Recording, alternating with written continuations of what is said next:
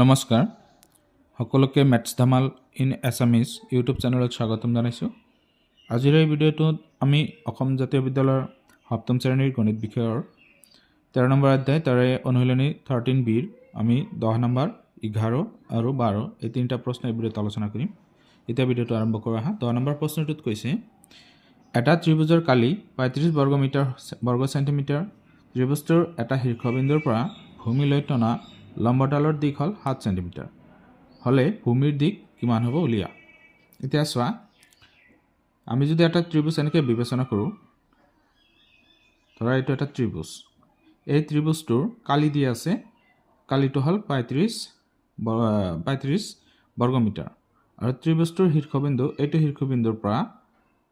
ইয়ালৈ এটা লম্ব টনা হৈছে বা ভূমিলৈ এটা, এইটো ভূমি হয়, ভূমিলৈ এটা লম্ব টনা হৈছে আৰু লম্বডালৰ দিশ হ'ল 7 চেণ্টিমিটাৰ। এতিয়া ভূমি দিশ কিমান হ'ব, ইয়াৰ পৰা ইয়ালৈকে কিমান দূৰত্ব হ'ব, এইটো নিৰ্ণয় কৰিব লাগে। গতিকে আমি যিখিনি দিয়া আছে লিখি লওঁ। সমাধান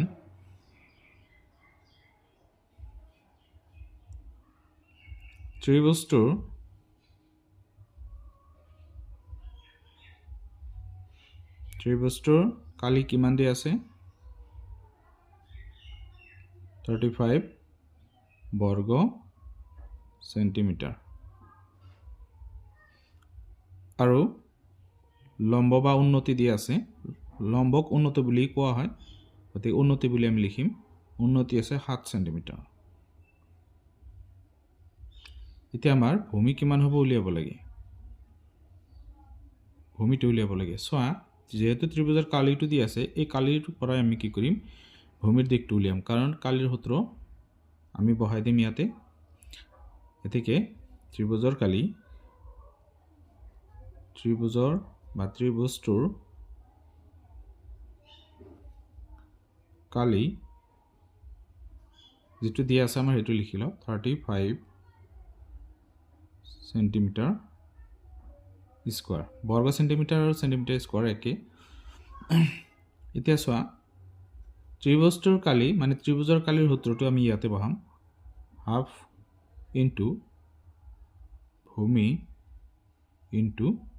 উন্নতি। এইটো তোমালোকে হাফ ক'ব পাৰা নাইবা 1/2 বুলি ক'ব পাৰা। হাফ মানে আধা, 35 চেণ্টিমিটাৰ স্কোৱাৰ বুলি লিখিব পাৰা। এতিয়া চোৱা, 1/2 ইনটু ইয়াত আমি কি কৰিব পাৰোঁ, ভূমিৰ মানটো আমাৰ নাই যিহেতু ভূমি আমি এনেকৈ ৰাখি দিওঁ, উন্নতিৰ মান আমাৰ দিয়া আছে 7 চেণ্টিমিটাৰ, 35 চেণ্টিমিটাৰ স্কোৱাৰ। এতিয়া চোৱা, আমি কি কৰিম, এই দুই যিহেতু আমাৰ এনেকুৱাকৈ লিখিব পাৰি আমি যে ভূমি ইনটু 7 চেণ্টিমিটাৰ ডিভাইডেড বাই 2 ইকুৱেল 35। মানে এই দুটা ওপৰৰ বস্তু একেলগত পূৰণ হ'লে ওপৰতে থাকিব এনেকৈ। এতিয়া চোৱা, আমি 2 সোঁফালে যদি দি দিওঁ, তেতিয়া ইয়াত হৰণ হৈ আছে, সোঁফালে গ'লে পূৰণ হ'ব, তেতিয়া ইয়াতে থাকি যাব কি, ভূমি ইনটু 7। এতিয়া এককবোৰ নিলিখিলেও হ'ব, লাষ্টত একক লিখি দিবা চেণ্টিমিটাৰ। 2 আমি ইয়াতে পূৰণ দিলোঁ, হৰণ হৈ আছিলে, ইয়াতে হৈ পূৰণ হ'ব, এইটো 35 ইনটু 2। চোৱা, তেতিয়াহ'লে ইয়াতে ভূমি ৰাখি দিলোঁ, আকৌ ভূমি ৰাখি দি আমি 7টো সোঁফালে দিম, তেতিয়া ইয়াতে পূৰণ হৈ আছে, সোঁফালে গ'লে হৰণ হ'ব, 35 ইনটু 2 ডিভাইড 7। 7 ইয়াতে হৰণ যাব 5 বাৰ। এতিয়া চোৱা, 5 দুগুণে কিমান হয়, 10, ইয়াতে আমি এককটো দিলোঁ চেণ্টিমিটাৰ। তেতিয়াহ'লে ভূমিৰ মানটো আমি কিমান পালোঁ, 10 চেণ্টিমিটাৰ। তো আমাক ভূমি উলিয়াব দিছে, ভূমিটো আমি পালোঁ এতিয়া। তো সমাধানটো এতিয়া হৈ গ'ল আমাৰ। এতিয়া 11 নম্বৰ প্ৰশ্নটো সমাধান কৰোঁ হা। চোৱা, 11 নম্বৰ প্ৰশ্নত কৈছে এটা ত্ৰিভুজৰ ভূমি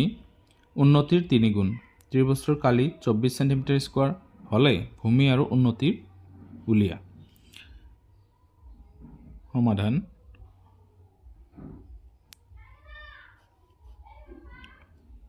ইয়াতে আমাৰ ত্ৰিভুজটোৰ কালি কিমান দিয়া আছে, এটা ত্ৰিভুজৰ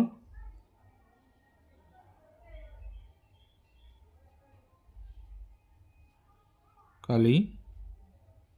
ইকুৱেল 24 সেন্টিমিটাৰ স্কয়াৰ এইখিনি দিয়া আছে এতিয়া চোৱা ভূমি কিমান হ'ব উন্নতিৰ ইয়াতে কৈছে ভূমিটো হল উন্নতিৰ 3 গুণ তেতিয়ালে আমাৰ উন্নতি কিমান উন্নতিটো আমি নাজানো তেতিয়ালে আমি ইয়াতে ধৰি লও যে লেট ত্ৰিভুজটোৰ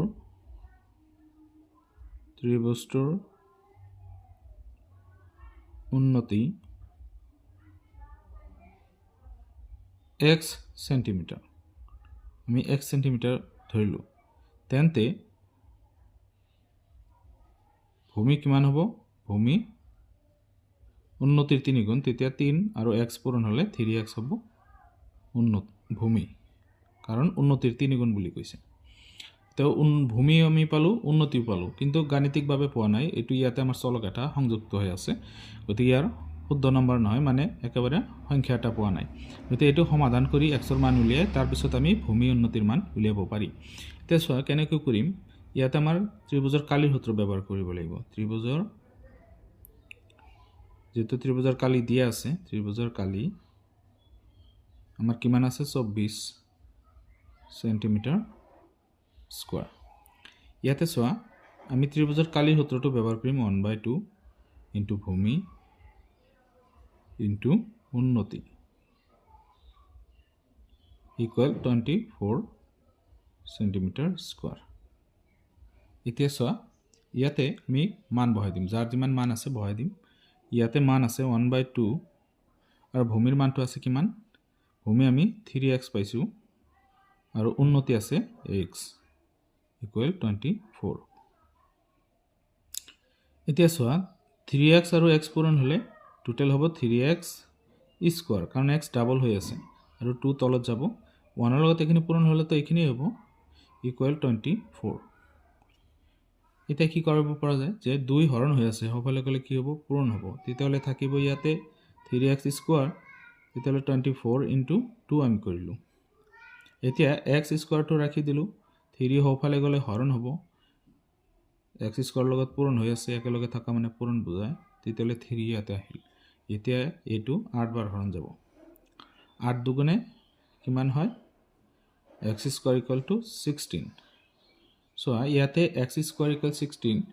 16 হলে x ৰ কিন্তু মান হোৱা নাই x স্কয়াৰ আছে গতিকে ইয়াত আমাৰ এটা কাম কৰিব লাগিব x স্কয়াৰ আৰু হলৰ বৰ্গমূল যেটো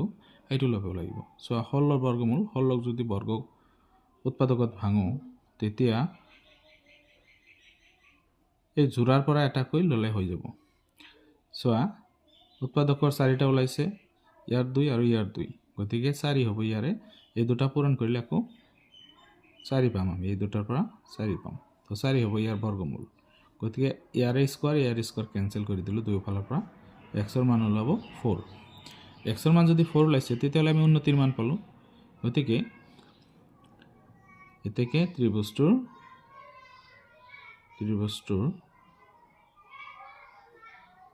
উন্নতি হ'ব উন্নতি 4 সেন্টিমিটাৰ আৰু ভূমি হ'ব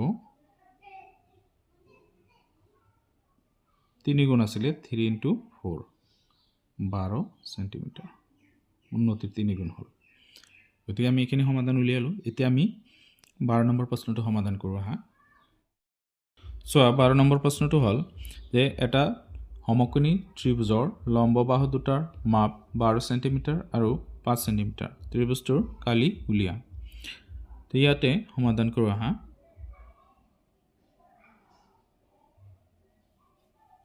সমাধান সমকোণী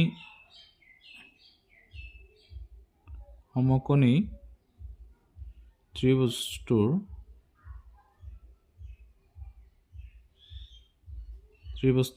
লম্ব বাহুৰ মাপ লম্ব বাহু দুটাৰ মাপ ক্ৰমে 12 সেন্টিমিটাৰ আৰু 5 সেন্টিমিটাৰ তো এইখিনি আমাৰ দিয়া আছে এতিয়া সমকোণী ত্ৰিভুজ কাক বোলে হেটো তোমালোকে জানি লব লাগিব এইটো যদি আমি এনেকুৱা এটা ত্ৰিভুজ আঁকো চোৱা এই কোণটো 90 ডিগ্ৰী হয় তেতিয়ালে যি ত্ৰিভুজৰ এটা কোণ 90 ডিগ্ৰী তাক কোৱা হয় সমকোণী ত্ৰিভুজ এতিয়া চোৱা ইয়াত দুটা লম্ব বাহু আছে এইটো এটা লম্ব বাহু আৰু এইটো এটা লম্ব বাহু এই দুটা বাহুৰ মান দিয়া আছে এটা হল 5 আৰু এটা হল 12 গতিকে আমাৰ কালি উলিয়াব দিছে ইয়াতে তেতিয়ালে আমাৰ এটা সূত্ৰ আছে এই সূত্ৰ হিচাপত আমি কৰিম যে সমকোণী ত্ৰিভুজৰ কালি সমকোণী ত্ৰিভুজৰ কালি ইকুৱেল 1/2 পূৰণ লম্ব বাহু দুটাৰ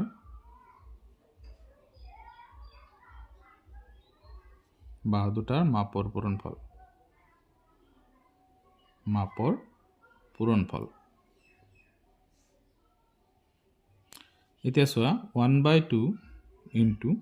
লম্ব বাহু দুটা কি আছিল এটা হল 12 আনটো হল 5 সেন্টিমিটাৰ স্কয়াৰ এতিয়া চোৱা ইয়াতে আমি কি কৰিম এই দুয়েৰে আমি 12 হৰণ কৰিম 6 বাৰ যাব তেতিয়া ইয়াতে 6 থাকিব আৰু 5 থাকিব সেন্টিমিটাৰ স্কয়াৰ 6 5 গুণ কিমান হ'ব 30 সেন্টিমিটাৰ স্কয়াৰ গতে এইখিনি হ'ব আমাৰ সমকোণী ত্ৰিভুজটোৰ কালি তো ইয়াৰে আমাৰ 12 নম্বৰটো আছিল এই ভিডিওটোৰ শেষৰ প্ৰশ্ন ভিডিওটো আজি ইমানতে সামৰিছো এই ভিডিওটো চাই যদি ভাল লাগে তেতিয়া চেনেলটো সাবস্ক্ৰাইব কৰি দিব আৰু লাইক কৰিব কমেন্ট কৰি জনাব যদি কোনোবা ঠাইত বুজা নাই তেতিয়াহলে আমি সেইখিনি সঠিক কৰিব পাৰিম বা বুজাই দিব পাৰিম যদি ক'ৰবাত ভুল হয় তেতিয়াহলে হেইটো আমাক ক'ব কমেন্ট কৰি জনাব আৰু নেক্সট প্ৰশ্নবোৰ পোৱাৰ কাৰণে আপোনালোকে চেনেলটোৰ বেল আইকনটো দবাই ৰাখিব যাতে নটিফিকেশনবোৰ আপোনালোকে সোনকালে পায় গতিকে ভিডিওটো ইমানতে সামৰিছো ধন্যবাদ